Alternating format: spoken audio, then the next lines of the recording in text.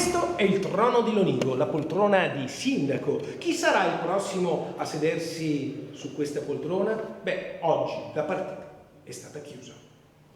Il suo nome è Pierluigi Giacomello, candidato civico, sostenuto oltre che da quella che porta il suo nome da altre 3 liste, 2 di centrosinistra e una di centrodestra.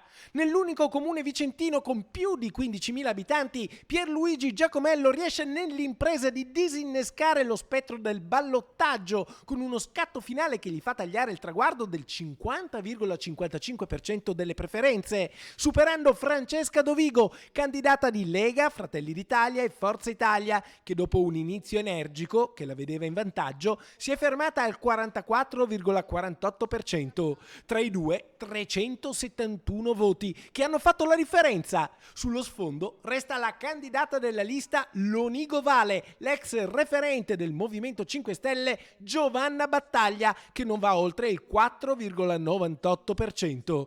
Insomma, con un vero e proprio exploit, Pierluigi Giacomello è il nuovo sindaco di Lonigo. Credo che sia una cosa quasi miracolosa perché dopo il traino ovviamente delle regionali, Lonigo credo che si sia attestata sopra la coalizione centrodestra sopra il 70% o appena sopra o attorno al 70%.